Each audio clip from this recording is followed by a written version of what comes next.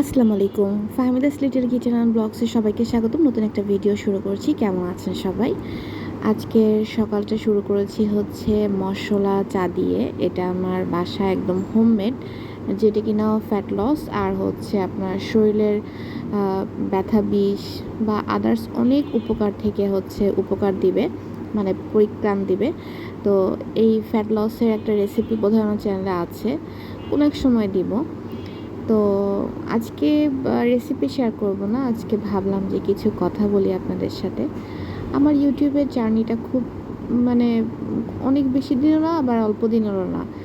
আর এই ইউটিউব জার্নিটা স্টার্ট করেছিলাম যাকে দেখে, সেটা আপনাদের সবার পছন্দের, আমার তো অবশ্যই অনেক বেশি পছন্দের ব্লগার মম হীরা আপু। তো হীরা আপুকে নিয়ে যতই বলবো ততই কম হবে আমার কাছে, সেটাই মনে হয়। কারণ উনি এত গুণী একজন মানুষ, ওনাকে এই 5 মিনিটের কথায় ডিসক্রাইব করা যাবে না। তো আমার মনে হয় আমার মতন অনেক আপু ভাইয়েরা আছেন যারা হীরা আপুকে পছন্দ করেন, তার কাজকর্ম পছন্দ করেন। আমার মনে হয় যে উনি ওনার মতন, এবং উনি ওনার মতন করেই বেস্ট, ওনার জায়গা থেকে উনি বেস্ট। আর আমি ওনার ভিডিওগুলো অনেক আগে থেকেই দেখি। তো আমি কোনো একটা ভিডিওতে ওনাকে দেখি নাই যে উনি বলেছে যে আমার লাইফস্টাইল আপনারা ফলো করেন। অনেকেই দেখি যে কমেন্টে বলেছেন নেগেটিভ পজিটিভ। ওনার ইউটিউব থেকে বিদায় নেওয়াটাও অনেক কষ্টের ছিল সবার।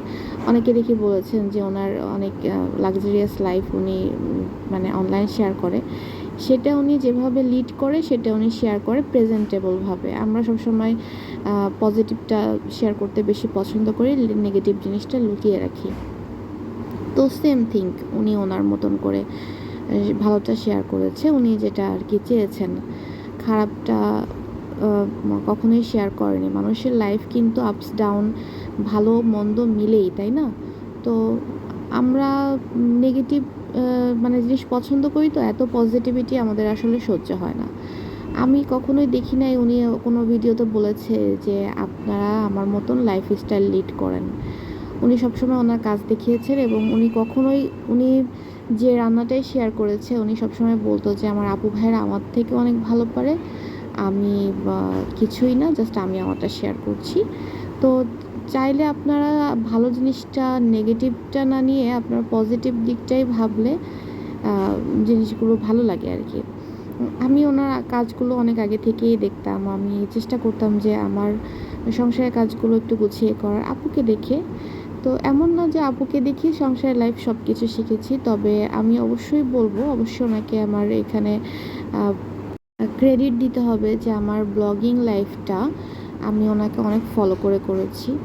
তো হয়তো আপুর ধারে কাছেও যেতে পারিনি, আমি আমার মতন করে চেষ্টা করেছি। প্রত্যেকটা মানুষের আসলে স্টাইল তো আলাদা, সব কিছুর আলাদা। আমি চাইলেও একজনকে কপি করতে পারবো না, আমি চাইলে একজনের কাজের মতন করে 100% করতে পারবো না। আপুটা আপুর মতন করে করেছেন, এবং আমাদেরটা আমাদের মতন করেই আমরা করেছি। আপু হয়তো আমার কাছে যেটা মনে হয় যে অনেক কষ্ট নিয়ে ইউটিউব থেকে বিদায়টা নিয়েছেন, অথবা ওনার ছোটো ছোটো বাচ্চা আছে যার কারণে উনি হচ্ছে সেই কষ্ট মানে বা সেটাও মেনটেন করতে ওনার কষ্ট হয়েছে, যার কারণে উনি ইউটিউব থেকে বিদায় নিয়েছেন।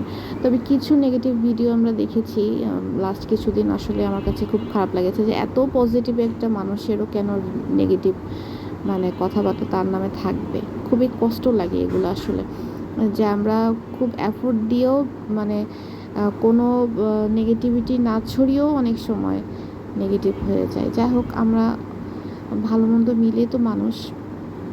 আপুকে অনেক বেশি মিস করি, আপুর কথাবার্তা, এরপর হচ্ছে আপুর কথাগুলো আমার অনেক বেশি ভালো লাগতো।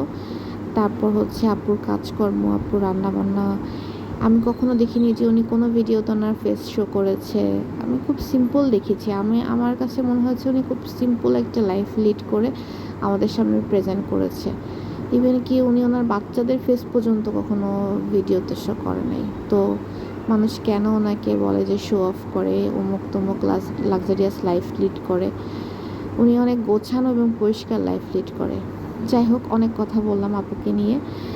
তো খুব খারাপ লাগে আসলে, এরকম ছোটোখাটো বিদায়গুলো মেনে নেওয়া যায় না। উনি অনেক গুণী একজন মানুষ, এবং আমার মনে হয় অনেক ভদ্র এবং ডিসেন্ট একজন মানুষ, যতটুকু না আমি ওনার ভিডিওতে দেখেছি। ওই অবস্থা। তারপর হচ্ছে আজকে অনেকগুলো কাজকর্ম করেছি যেগুলো আর কি শেয়ার করলাম না।